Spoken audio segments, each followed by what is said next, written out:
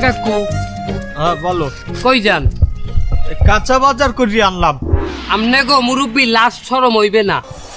আপনারে কইছি না ওই বাজারে যাইবেন না, কাইটতে রাখতে দেবে এককালে সবকিছু। এবারে তুই কোনো খবর রাখো? আমাগো দেশের সরকার এই কাঁচা বাজার সিন্ডিকেট দমন করার লইগা একটা পদক্ষেপ নেছে। প্রত্যেক শহরে ন্যায্য মূল্যের 10টা করে কাঁচা বাজার বইছে।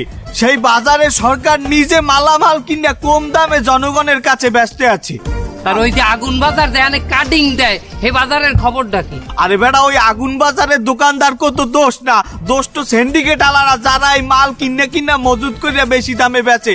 এখন এই যে ন্যায্য মূল্যের বাজারে কম দামে মাল পায়, এই কারণে ওদিকে তো কেউ আর মাল কিনতে যায় না, ওই সব মাল পচতে আছে। এই দেখে এখন ওই যারা সিন্ডিকেট মাল গুদামে রাখছে আর নগদ সব মাল পচে দেখে ওরাও কম দামে মাল ছাড়িয়ে দিতে আছে। এখন সব জায়গায় কম দামে মাল পাওয়া যায়, কাঁচা মাল। তাহলে তো আমার যাওয়া লাগে, বেমালা দিন হয়ে গেছে, আলু কাঁচামরিচ ফুলকপি টুলকপি কিনি না।